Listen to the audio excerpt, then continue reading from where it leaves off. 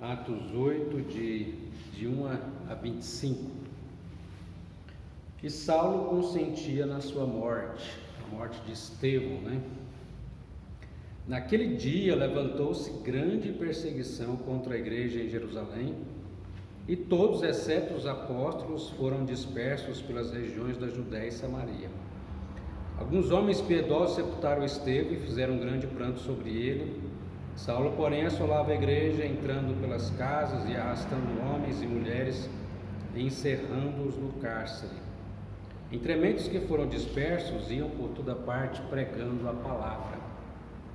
Filipe, descendo à cidade de Samaria, anunciava-lhes a Cristo. As multidões atendiam unânimes às coisas que Filipe dizia, ouvindo-as e vendo os sinais que ele operava. Pois os espíritos imundos de muitas pessoas saíam gritando em alta voz, e muitos paralíticos e coxos foram curados. E houve grande alegria naquela cidade.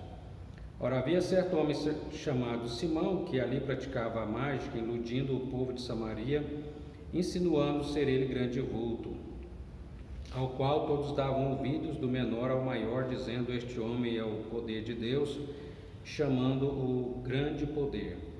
Aderiam a ele porque havia muitos iludira com mágicas. Quando, porém, deram crédito a Filipe, que os evangelizava a respeito do reino de Deus e do nome de Jesus Cristo, iam sendo batizados, assim homens como mulheres. O próprio Simão abraçou a fé e, tendo sido batizado, acompanhava Filipe de perto, observando extasiado os sinais e grandes milagres praticados.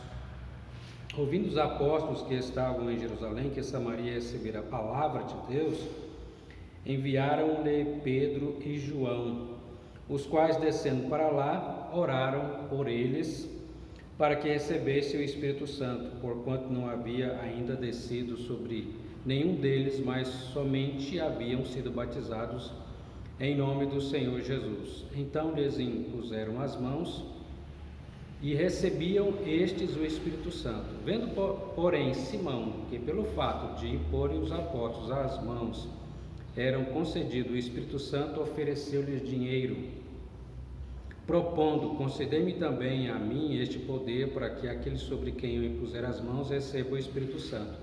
Pedro, porém, lhes respondeu: o teu dinheiro seja contigo para a perdição, pois julgaste adquirir por meio dele o dom de Deus.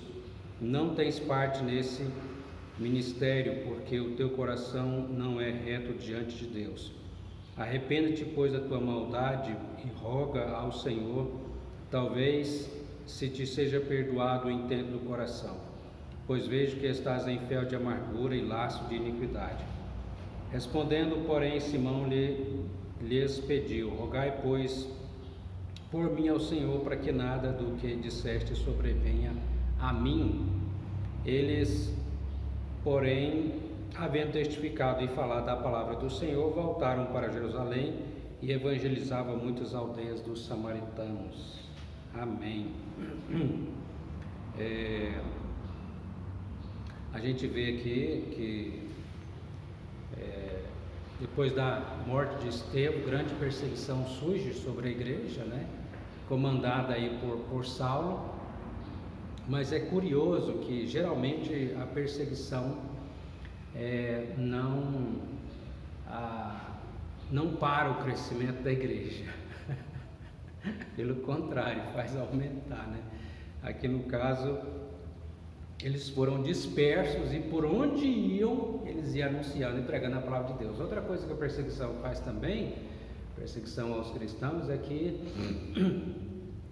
dá uma peneirada, realmente vai ficar na igreja quem realmente é cristão de verdade, que é crente de verdade, porque uma coisa é você crer em Jesus, outra coisa é você estar disposto a sofrer por Jesus, E aí foi crescendo, chega a Samaria. Filipe, lembra de Filipe?